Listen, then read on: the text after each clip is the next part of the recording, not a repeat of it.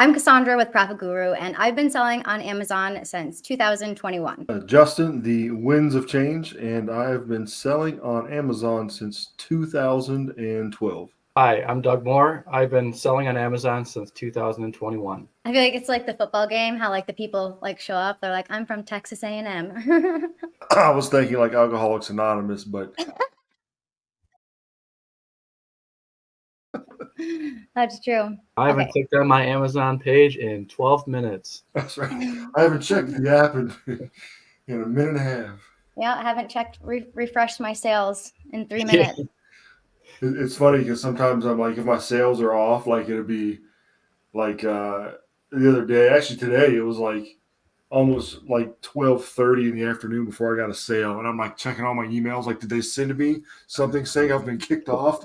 Like, what's happening? If they put some sort of block on it. Yeah. Yeah. I've had that happen twice where it's like you actually think you're just having a bad sales day and you don't realize that You gotta take care hold of it. on your account or It happened to me with a shipment once. I didn't know that the box couldn't exceed like the 25 or whatever it is on each side. Yeah. And I sent one in that was way too big. It was like a huge box. So I wasn't getting any sales, and I didn't find out until I tried to upload more inventory like the next week that everything was like, nope, you need to acknowledge what you did and not ever do it again. We could talk about like different ways that we source, FBA, FBM. You were doing a lot of FBM, weren't you, Justin? Like, didn't you just show something? You went to Kohl's and got like a killer deal or something? Oh yeah. So well, I went to Kohl's. They're having I think it's nationwide. They're having their 50% off their clearance sale right now. Oh, And I didn't know that. I think I spent like $1,500 on like 60 pair of shoes, which equals out to about, I don't know, $25 a piece or something. I'm going to send those in FBA though, but I got some some really good like shoes that have been out of stock for a while, but were still selling really well when they were in stock for like $23, and the sale price is like 80 or 90. And I mean, it worked out pretty well this time. I usually hit or miss with it, but FBM, I just recently got a bunch of limited edition Oreo cookies. interesting. Are they like Dunk or Galaxy? My daughter was just telling me about some new Oreos. They were, I'm assuming they were for like just like the Christmas season. They're complete. Okay, so they're actually like phenomenal. They're an Oreo cookie completely wrapped in white chocolate. Ooh. I downed about 15 of them before I realized they were 100 calories a piece. Oh my God. I did something similar once where I had a bunch of cookies that were expired, and I didn't realize that they didn't fit in the expiration window that I needed to have them in for Amazon. Yeah. So I was like, I might as well eat them. Yeah. And I had like triple the amount of cookies I normally would have. I mean, you don't want to be wasteful. No. No, then it's like no wonder people buy these things, man. I think I saw you post actually something about cookies on Instagram, didn't you? Yeah, it was having too much. Yeah, it was sort of sketchy because the expiration date, you can be a lot closer to what Amazon recommends if you do it fulfilled by merchant, right? So like these things expired in like mid-April, but I've sold like 65 4-packs and haven't had any complaints from them. I sort of bank on the fact that if they're limited like that, like the company probably made them at a certain date, and so anywhere you get them now is going to have that date on there. But I don't know. It's a risk like everything else, I guess. That's actually a really good tip. If we circle back to this, switching to FBM for that, if you have an item that's unexpectedly close to, you're not going to be able to send it in. FBM if your traditional model is FBA. Yeah, that's why it's good to know like all the different ways. Even though I don't really like to FBM, like how for cases like this when you have to be able to do it. Oh, it was horrible. I mean, it was like I would get home from work at like 4:00 and box up Oreo cookies for like 2 hours. Like it takes a long time to box stuff up, especially if it's not a single product. Like if you have one product and you can say, okay, I'm going to pack it this way every single time, that's a lot different than I got to find a box in my basement for a 3-pack because it doesn't fit in, the normal size boxes or whatever. It takes time to do all that crap. I hate it, but it's money I'd miss out on otherwise. That could go well into talking about prepping. I'm sure you had to use like a ton of bubble wrap for those. I don't like stuff that can break easily because customers will complain so bad. Like even though you're going to bite that cookie in half and break it anyways, like if it's broken in half, they could leave you negative feedback just for that. So it's kind of like risky. What happened to me on one of them? The first few that I sent, I didn't have boxes for, so I put 4 box cookies inside of a bubble mailer and then inside of a poly bag, and I was like, yeah, well, see if it gets there. And I did that for like I think 6 of them, and 5 of them made it okay, and one person said they were crushed, so I ended up giving them like 50% refund or something. Yeah, I was selling glass jars of jam. I don't remember who it was through for a while, and I think there were some just general high volume of returns because of broken jars. But I think on top of that, I just can't stand if a product takes a long time to prep. Mm-hmm. Like I want to do 100, 200 items. If I'm selling arbitrage, I want to do it in a very short amount of time. Yep. And if I have to go through that and I don't have a really good system, I never really kind of got to a point where I had a really good bubble wrap system. Same. And certain things I'll avoid altogether for FBM. I don't really like doing glass and that kind of stuff, but some people I talk to, I have sold different things that really opened me up to like, oh, maybe I can, like finding drinks like Monster drinks or something like that and selling them in a 12-pack. I'm like, that's a pain, right? Because you got to put 12 of them in a box and it's not original packaging, but at the same time, you're making $35 on it profit. So it's like, No, I know. I think that's the one where I actually stuck to. I would take the time for it was Ghost energy drinks. Get a giant 24-pack or 12-pack or whatever, and then bundle them. But then you'd have to wrap them up and whatnot. And it was worth it to take the time with those. I found that anything over like 2 pounds, it would just kill me in shipping. I'd always try to like cover the shipping to like get more sales. But if it was more than 2 or 3 pounds, the shipping would just take all of the profit away. Well, when you roll the dice, right? Because you're all the way. I mean, we're in the Midwest and you're over on the East Coast. So anywhere like California, Washington, it's like I think I posted something the other day. I sold like 10 of the same item, right? Same exact thing, same packaging. $5, $6, $5, $5, and then it was like $11.89 because it went to the West Coast. And I'm like, that's almost like, $5, $6 that you're taking a hit on just because, it's, I mean, you can't, I mean, I don't know a way around it. You almost have to offer free shipping to sort of stay competitive, but it definitely sucks when you're like, okay, I've got 20 of these items and then 18 people in California decide that they want them. Oh, no profit for me. They cut your profit in half. Where'd you get the Ghost? Was it off of that Vita cost? Because I was getting a lot of stuff off of I did. I think I did for quite a while. I would always rotate for like whoever was having the deal. You find the product that sells well, and then if the multiple stores that sell it, and you just look for their random, we're overstocked, we need to sell, and you get a 20% coupon, and then the next day you go to the other store and they've got a discount. I think I would normally offset the shipping as well with, I would try to find really light products to go with the really heavy ones, just so I could feel better about my overall, the amount of products being sent per box. For some reason, I just had this mental thing where I had to have X number of products per box. You were sending them into Amazon then, doing them FBA? Yeah. And I would just find a lot of light. I would balance my boxes. I did the same thing. I was doing it this morning. I think it makes sense, right? Because I mean, if you're shipping cans of anything, 12 packs or anything, it's going to be heavy. You can only send in 50 pounds, so if you can get 4 in there and you're making, $30 on each one, it's $120 minus your shipping, where it's like, that would still be okay, I guess. But if you can get some light in there and make that 120 up to 300, feel a little bit better about it. Yeah. Anything about sourcing? Any secrets to share there? I was just watching, I forgot her name, but she was saying she does like bundles too. Like I do a lot of bundles. She just goes like on Google and puts in like trade shows near me. It doesn't even have to be like a trade show near you. And then you just look at like the directory of all of the different suppliers, find people that way. That was really interesting. I'm going to that later on tonight is just start looking. I really thought to do that. I know the one in Las Vegas that they do. One through there where you just kind of see like all the exhibitors. Seems like a lot of potential to just let me see, DallasMarketCenter.com. Check that out for finding like new products to put in the bundles. But it's cool because we all kind of do something different. Austin does mostly arbitrage, right? So Doug, you're kind of like out of the arbitrage game, or are you still doing a little bit, or just kind of brand stuff? started retail, and then I shifted heavy to online probably a year and a half just because of time. I just didn't have the time to find the good deals that you could if you went into the store. I just wanted to, spend as little time as I could as my side hustle. And I mainly used, and I think I shared this with you a while ago, Fast Track FBA.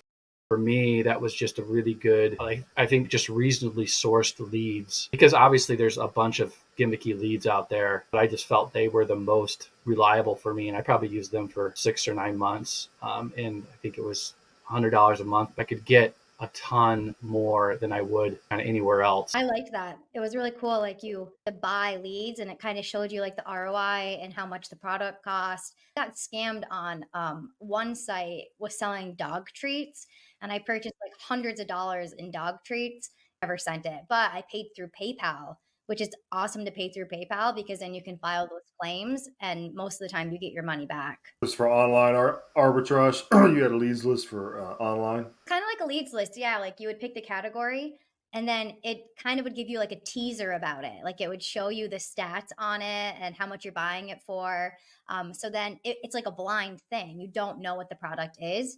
And so Right. They'll give you to keep a graph on it, and you can see how it's performing. yeah, it's a blind bag. Yep. Then you open it up, and it's only available to like 10 people, and then they remove it. And then they have a bunch of people sourcing leads. They just, work through subscriptions. But it just removed me from the headache of spending a lot of time sourcing, because I just shifted away from trying to find. I obviously used a lot of different things to source over time, but that was just the best way for me to spend my time in a limited way, was Fast Track FBA. It would be bad. Like, you'd click on it and you're like, oh, I want to take that back. But it would let you too. Like, if you didn't like that lead, sometimes it would let you cant it and it would give you like the money back. Yeah, I never had an issue where I just said, like, especially if you end up were gated, that was the biggest thing, right? Like, if you opened up the product and you thought you were ungated and it turns out you weren't, they would just refund you the tokens and you could use it for something else. Oh, nice. Yeah, that's one of the first things that came to my mind. I was like, oh, hey, this is a good lead. And you're like, oh yeah, maybe for everybody who's not gated, it might be a good lead. Yeah. No, I would say I probably actually used half of the leads that I bought, and it was worth it for me for that time. Concept that could be like a really good business model. Your business, like the people who develop that, they're probably making bank off of it. Oh yeah, I imagine you'd be able to do a lot of hands off. Like, I think a lot of people when they do their leads list, they get like their somebody like in the Philippines or something. Virtual assistant. Yep. Yeah, virtual assistant things, and you pay them however much you agree upon, and give them your parameters, and they send them to you. And after a while, you just vet the ones who really put the work in, and then you're pretty much just putting. Heck, you could even outsource the whole programming of everything. I did dabble a bit for sourcing into storefront stalking, and like Profit Guru is good with that. I didn't spend a lot of time doing that, but it was certainly a good way when I was running out of leads for a given month. I got better at that over time, but it took some practice to really understand what you should look for, where it's not wasting your time. What do you do now? I switched in early 2023 to private label. I was probably kind of hovering the two for the last half of 2022, meaning I was doing research and development on the private label, but I didn't launch anything until 2023. And now I'm kind of all in on a brand. I've stepped away from arbitrage. It's always kind of something that I like to know is there, as an option. For whatever reason, this doesn't go the way I want it to, or if I'm looking for extra cash, I know that's something I can always do again. It's nice to kind of be shifted away from a bunch of packages showing up at my house. I do have a few boxes behind me because I'm trying to save money on Amazon storage, but I don't have to deal with repackaging anymore, which is quite nice. I've tried to do online arbitrage, and I like the model. And when I hear people talk about it, I'm like, that sounds amazing. But then when I actually sit down and do the work, I'm like, I'm bored out of my coupons and trying to get discounts and trying to stack them. And then I was like, I'm just going to sign up when people have discounts, and then your email gets flooded. And then I'm like, I found some good things, and then it tanked because everybody else found them, which you still have with retail arbitrage or anything really too. But I guess I just like didn't enjoy it, right? Like, that didn't make it stick. Everything sounds good, but I didn't like the process of it. And it may sound weird because some people may be like, hey, it sounds like yesterday I was like, oh, I'm gonna go to Kohl's real quick, and see if they have anything. I didn't realize to come into they had so much good stuff, right? But then it was like, okay, Now let's go to another one. So you end up being out instead of an hour. Now it's 4 or 5 hours, Yeah. driving around, and it Yeah. takes the whole day. Now, is it going to pay off in the end? I mean, yeah, it's, but that's sort of how retail arbitrage is. You sort of got to get it while it's there. And I see how that can turn a lot of people off too. A lot of footwork depending on what kind of stuff you're sourcing in your local area too. Like if I get a majority of my stuff from a couple stores. And so I was like, if I lived somewhere where they didn't have something like that, my method would probably be very, very different. That's why I can't do retail arbitrage, because I have nothing here. We have Walmart, Dollar General, like that's about it. I could go into the stores and like have those ones like you and Rob do, like those little like kind of like secret stores, but I screw being like where I am in upstate New York. I don't have the option. I remember I lived in a town of, it was like 14,000 people. And I started doing this there. Well, I started doing it in a little bit bigger town, like 40,000. Then I moved and there was like 14,000 people in this town. It was not big at all. They've got like a Walmart, a Kroger, the one and only steakhouse, the one and only ice cream joint. I would hear people on YouTube like, oh, it doesn't matter where you live at. It doesn't matter your location. And I'm like I understand using your location as a crutch, but if you're like a YouTuber who gets all of your stuff from Ross and the closest Ross to you is like an hour and 20 minutes away, location does matter. Definitely. Yeah, I don't even know where Ross would be. I don't have one of those. I'm the exact opposite of you, Justin. Like I didn't find the joy. I hated the idea of going into a store for an hour and potentially walking out with nothing. Same. That was just something that I could see why people would find it interesting. The good way of getting out and whatever. But for me, that was just ugh. Time I did it, I was in Ollie's. We do have an Ollie's, but there's never really anything good there. Like all the grocery stuff is about to expire. And I was actually filming, which I'm already embarrassed to do. Like people are like staring at me like, okay, what are you doing? And then one of my students is like coming by the aisle. She's like, hi, Mrs. Barney. I'm like, hi. Oh yeah. It's awful. Well, Just awful. I had all my students subscribe to my channel. I was like, you guys need to go in there. Okay, we're going to take the next 10 minutes and everybody's going to they knew that. And some of them I haven't taught in 6 years and the kids are already graduated and they're still comment, But yeah, it's definitely I don't know. And like I said, it'd be different if it was somewhere else, but for me, like the couple stores that I go to, I know all the managers first name basis, and there's That's like perfect. 5 of them that I go to regularly. Walk in, they know who I am, they know who my wife is. I've got their phone numbers. I text them, hey, I'm looking for this. Sometimes they'll hold it, and it's just I've established building those relationships with those people. So it's really nice to be able, to do that. For me, like retail arbitrage is one of the least scalable models, I think. It depends on what your goals are for reselling, right? Like I say that, like for me, I don't have any intentions of being this scaling to this huge, massive Amazon seller. Like personally, I like my regular job, my 401k and my insurance, the steadiness, but Amazon really helps me get a lot of stuff that I wouldn't be able to otherwise, more savings, just whatever your fun money is and just to get that extra income. It pretty much, what I make on Amazon pretty much doubles my salary from where I'm at. So it's sort of cool because I put in a lot less time in Amazon than I do, my regular job. But for me, like that's okay for me, right? Like I don't want to put doing retail arbitrage, all my eggs into the Amazon basket, because unless you're private label or working with a direct brand or something like that, I mean, Amazon could come across tomorrow and be like, yep, those orders were expired. So we're going to shut you down after,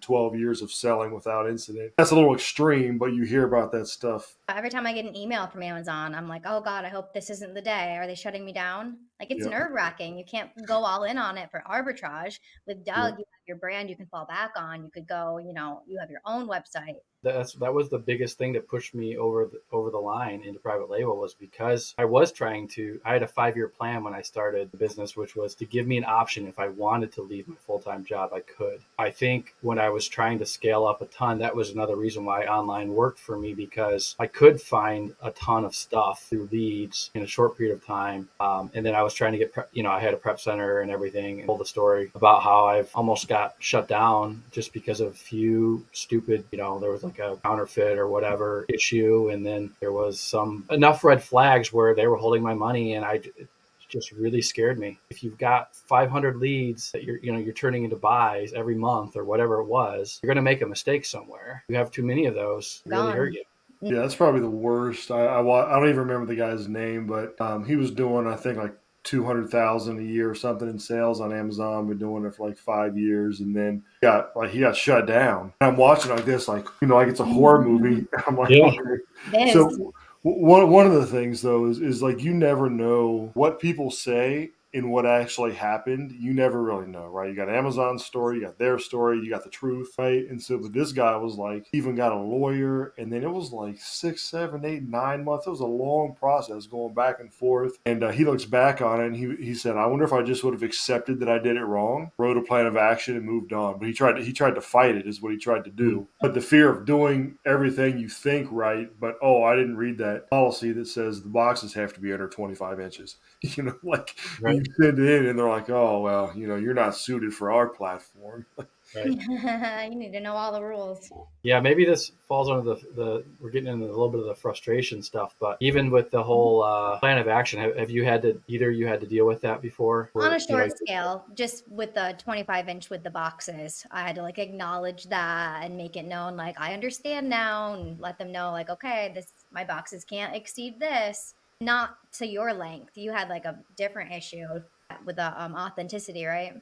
Yeah. Well, even beyond that, I mean, I had a couple of other, I think I had one scenario where I didn't see that it was a bundle of 2 and I only sent in a single, something like that, and so, like I said, when you're trying to scale and you're going through, like, I was just trying like a machine, I had a web center. I was just trying to get things as fast as I could order and use my credit card and then get money back.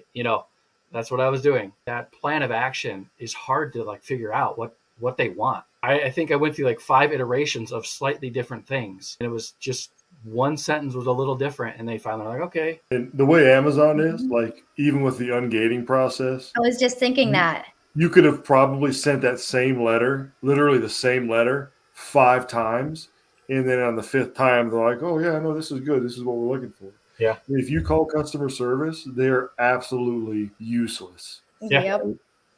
Like, number one frustration right there for me. Scariest part about customer service is you're like, "Hey, is this okay to do this?" Don't ever call customer service and ask them if you're in accordance with any policy on Amazon. Yeah. Ever. You think they'd be able to help? They do not. And they could tell you, "Yes, this is okay," and then Amazon could be like, "That wasn't okay. Why would you think that's?" My biggest frustration is, like, I'm a black or white person, and with Amazon, it's like, it's so gray, especially with like ungating. I could put an invoice from Kohl's and get approved and ungated, and then another person can do it the same day and it's rejected. Like, and there's no answer for it. People will be like, "How come it doesn't work for me?" I'm like, I don't know. It's just part of the game. It's a gray game.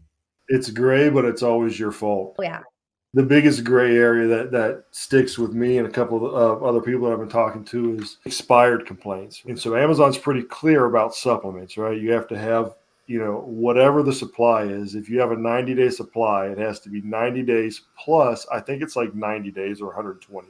So it's like the amount that you have plus 90 days, you can send it in, right? They have 0 things for food. So if you have something that expires in 8 months, and somebody says, "There's no way I can eat all these in 8 months." It could be, a 1 pack of chips, and they could be like, "Nobody's going to eat this in 8 months." There's nothing on Amazon to say that's acceptable or that's not acceptable, and Amazon is always going to be like, "You're the seller.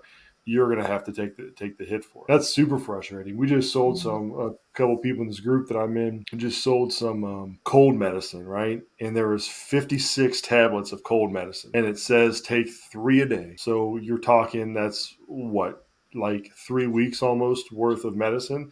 It expires in 6 months, and they were like, "I can't take all this before 6 months is up." And I'm like, "What are you, like, stocking for the end of the world? Like, how are you, like, are you not sick right now?" But you can't make those arguments to people with customers. You got a good customer service, but I just wish that it wouldn't affect your account. Like with private label, like if I owned my own stuff and I was like, "Hey, you know what? I'm sorry about that. Here's your money back. Here's a new product," or whatever. No big deal. You're responsible to yourself, like through your own platform or whatever. But on Amazon could be like, "Yep, no." Yeah. Did either you have frustrations when you first started about expire dates and even just figuring out how to interpret packaging? Oh, dude, I don't want to say I lie. I'm not lying. But if I get a bottle of conditioner that has no expiration date on it, I used to be like, okay, I need to call the manufacturer, right? Or, what the batch code is and all this kind of stuff. And yes, it was very frustrating. But now if I get some conditioner, I'm just gonna put it like 2 years out. Yeah, I started to do the same thing. Yeah. With If makeup, you don't makeup really doesn't know. have expiration. Yeah. Yeah, that's the annoying part. They require it, but I remember when I first started though, panicking, like you said, like what do I do? How do I interpret this? How strict is this? Am I going to have a cop show up? Like, it's like one of these crazy things, you like the fear. And then they're like, your font must be a particular size and it must be this. And I'm like, I don't know. I just print it off on my 1x2 label, whatever inventory lab size prints it out. I don't think it's the font that they're wanting, but it's never been like an issue. Another frustration is warehouses are so different. Like I'll have a friend who's like, oh, I just sent my package in. And then like 2 days later, it's in their inventory. I'm like, what? I send my package. I'll be aware that they received it and they're not even counting it in yet until like the next week. And then they're not showing up. It's showing like 80 units out of 100 are counted in, but they're not in my inventory yet. Use my prep center. That warehouse is a lot faster. Why is the one next to me so slow and the other one is faster by weeks? And that doesn't make sense. I think it probably just has to do with workforce and employment, honestly, at the individual places, I would think. And the time of the year, too. When it gets closer to the holidays, I feel like that stuff fits for a little while. But yeah, same with me. There's one warehouse that I send it to, and it's like almost automatic. And then there's another one that I send it to, and it's like, okay, it's been 3.5 weeks. I love not prepping. That was one of my biggest frustrations. Like I just did not have systems that worked well, and I would keep getting different thermal printers, and none of them were working right. It would take me like an hour just to try to set up to get my FNSKU to print on it correctly.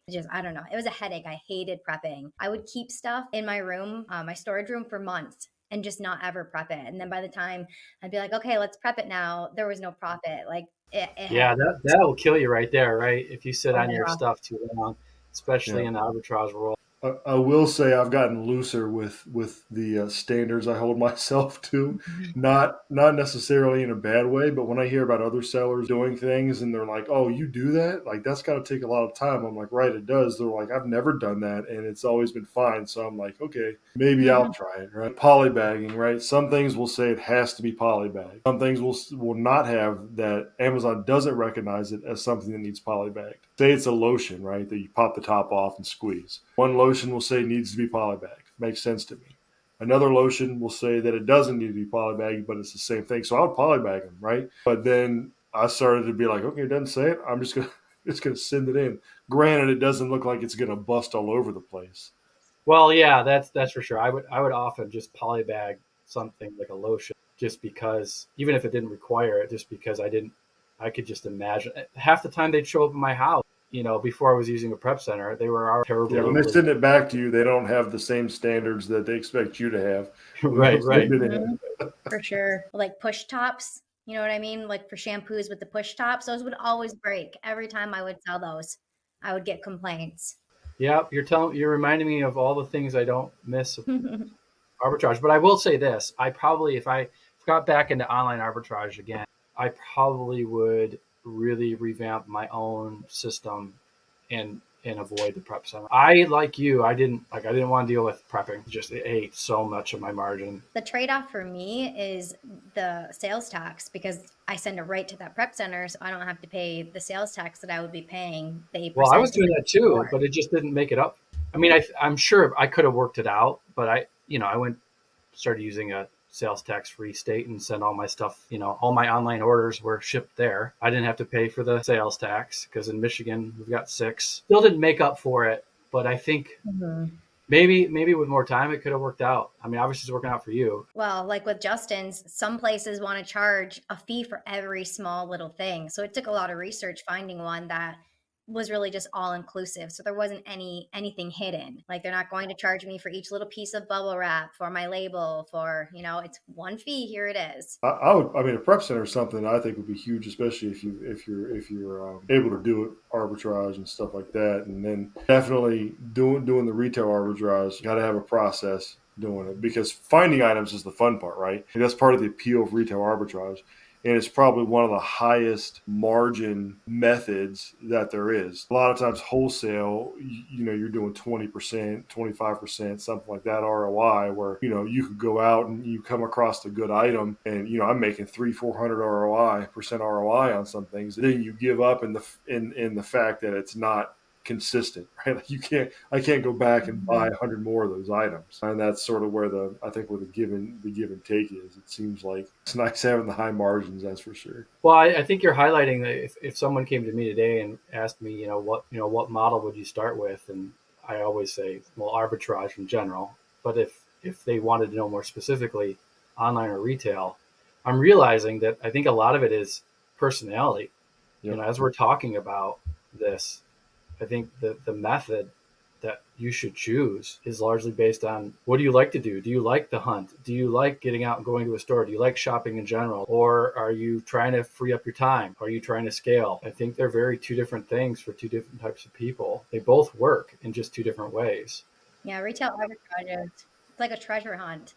Like I remember when I would try to do it at Walmart, when you come to an end cap of clearance, one time, it was like last summer, I came to an end cap. It was all name brand, like Keurig coffees, marked down for like $3 or $4, and each of them was like $8 profit. And it gives you like a high for the day. Like you're just so excited when you find those types of deals. But like Justin said, it's not there to go back and to replenish. So you have to like constantly be on the hunt. And if that's something people like, then that's probably, you're right. I think personality definitely does have a lot to do with it, for sure. And I think online arbitrage, more people there's some people that are more geared towards coupon hunting and browsing online to begin with, and it fits right into what they already like to do. Mm-hmm. So I could do it all day, just sit on my computer and just browse. Like it's not boring for me. I love it. For me, it's like going to the store. I'm like, oh, it's exhausting. Yeah, I feel you. Like get me out of the store, please. I don't want lines. I don't want people. I don't want to go down an aisle, want a source, and then have someone in my way, or have I could never even get over being watched either. Like that. Yes. You want the retail thing, you have to get over the fact that you're a weirdo. Scanning stuff off the shelf. Aren't you wearing the store's uniform? Are you working here? Yeah, they're like, oh, excuse me, sir, could you help me?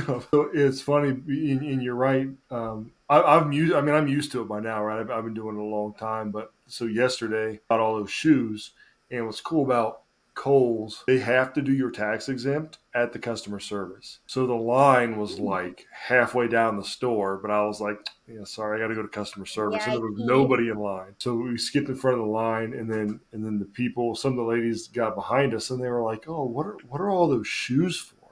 I was like, well, they're for feet.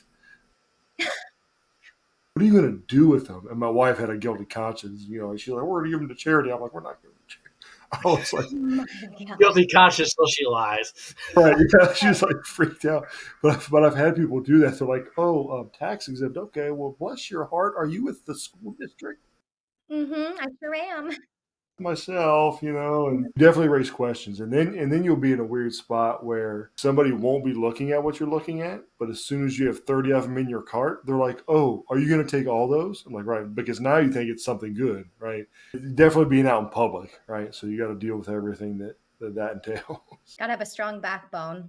But sometimes you see other people that are doing it too, and it's like, okay, yes, I got your number, buddy. But for me, anytime I see competition, like whenever, it's weird because whenever I look at what they have, I'm like, why are they even buying that? Because so many people do different things. There's people that go to Ollie's and spend thousands of dollars in books, and I'm like, that's horrible to me because most of the books, and I'm even looking them up, and they're banking on their books selling for $15 higher than it is now based on the sales there. I'm like, it just does not sound like a good plan. But Ollie's is just, for some reason, in the past 3 or 4 years, I don't know if it's because of the amount of attention that it's gotten from YouTube and other social media, but anytime you find something at Ollie's, like it's almost 90% guaranteed to be $30 less than what it was the day you found it. It just tanks so much. It Yeah, I don't really have the luck. No, I found some Baby Alive dolls there, like last time I went, and I was there for hours scanning the whole store. There isn't as much at Ollie's as it's hyped up to be. And it's or not that I'm people not hit it. scanning. Like I'm scanning a ton. It's just there's no profit. Or people, they're okay with lower margins. Like I talked to this guy, and I talked to him because we were on some listings. A couple of my buddies, and this dude would just keep dropping the price. I'm like, why are you dropping it by like $5 every time? Like, why are you doing that? Like, I understand a penny or like 50 cents, which is still annoying, doesn't really help, but you're like tanking. So he sent me these pictures, and so his method to scale was he gets a U-Haul, and he goes from Kentucky down to Florida, and he hits all of the Ollies, and they make a whole week trip out of it. Him and like some people from his family, they fill up multiple like U-Haul trailers. And I'm like, well, what are the margins you're looking for? He's like, well, I set my minimum to $2, and so I sell through the tank. So if it's selling for 30, I'm willing to go all the way down to 17 and just sell it at that until it goes back. I buy so much that I sell through the tank. And I'm like, that sounds like you're part of the problem to me. But problem for the rest of us, but it works for him. I mean, he's $1 million seller, right? But that, like, to me, like that doesn't really impress me too much. If your store does $2 million, but your net profit was $60,000 off of your Yeah. 2 million, I'm sort of like, especially if you had to travel across the country to do that. Yeah, especially with like renting the U-Haul and all of the gas and the hotels. I wonder how he factored that in, if he even put those numbers in, because that definitely would eat profits away, but you wouldn't really think about that as a cost, but you should. And despite what people think, like, oh, you can write it off on your taxes. Yes, but all that does is deduct from my taxable income. It doesn't give it to me for free. What repricing software do you use, and do you like it, or do you even use them? Yeah, I use a Bqool. It's been invaluable to me, really. I mean, there's a lot more that I could do with it that I don't. I basically have a minimum set and a maximum set, and I set my own.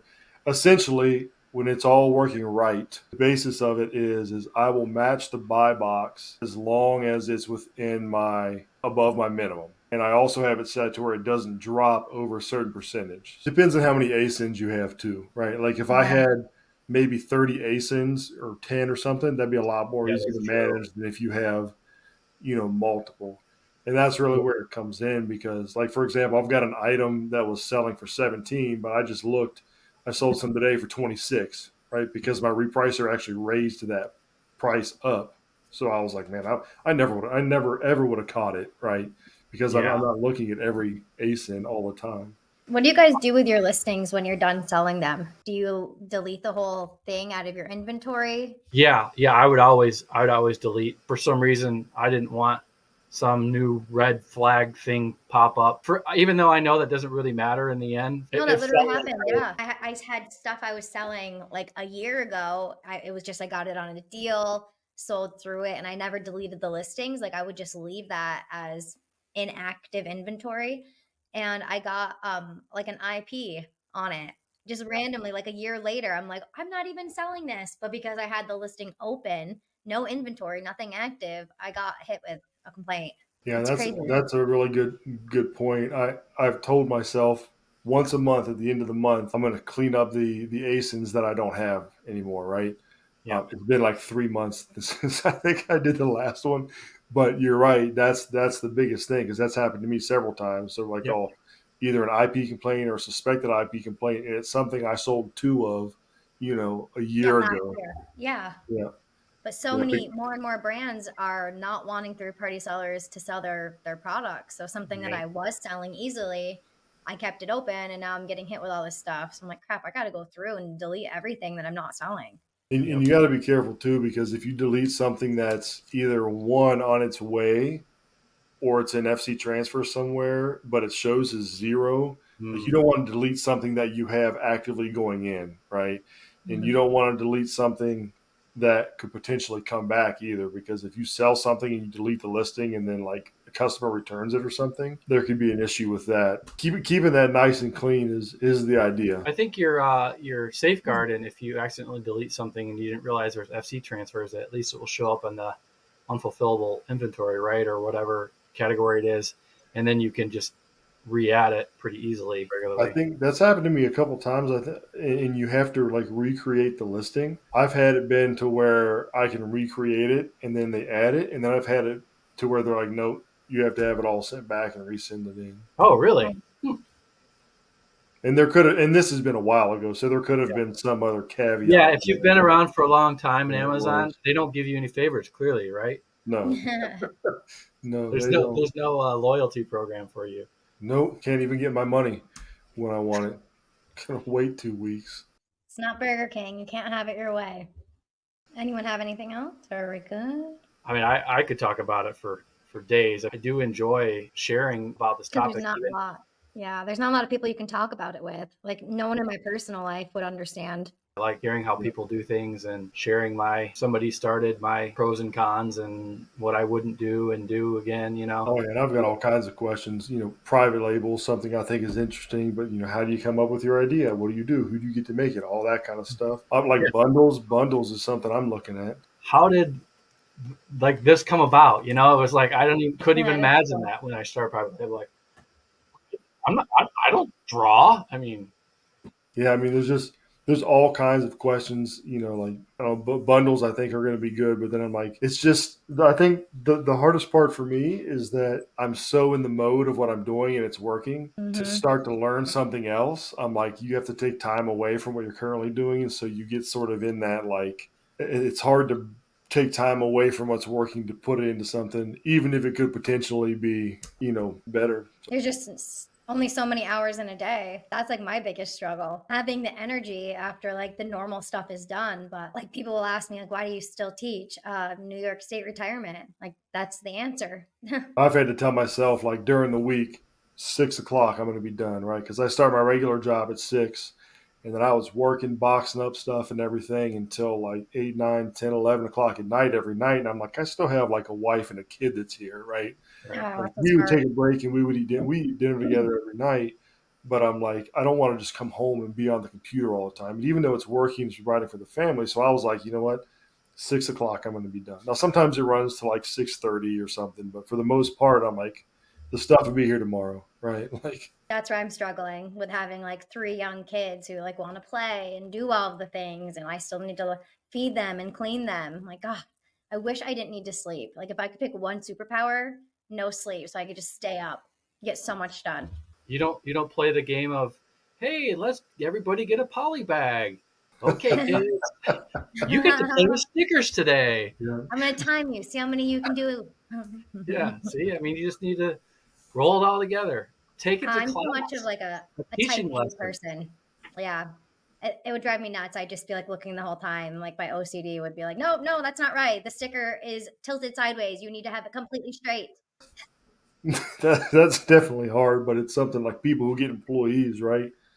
Like I got a friend who does, he cleared $1 million yesterday last year, retail arbitrage, right? Shops at mainly 1 to 2 stores. But if he finds something, he has 2 people that go shopping for him. So he finds them and he'll send them out to get them, right? And then he has somebody that like boxes up his FBM for him. And I'm like, the minute that like I pay you to box this up and you do a crap job of it or something happens and I get marked on my account, I'm like, oh man, you got to have some compassion, but it's like at the same time, you're like, I never would have made that mistake. Yeah, that's what's hard for me. Like I'm always, if I want it done right, I'm just going to do it myself. I think it's just the Amazon platform that scares me with that. If it was my business, my website, I'll take a couple hits personally to train people. But when it's so delicate, like we talked about earlier, if you make a shipping mistake or if you do something like sending it off to Amazon, like everything's supposed to be in a 2-pack and you send everything in a 1-pack or something. I just talked about this in a video I made this week. There's little room for mistake, like such little room for mistake. You're walking on eggshells most of the time. And the worst part is when you're getting started, you almost have to be afraid not to make mistakes either, right? Like it's a delicate balance of if you're going to get started in this, you just kind of have to move forward and just go. But the reviews matter, so you want to make sure, especially when you don't have any yet, that you're getting 5-star reviews.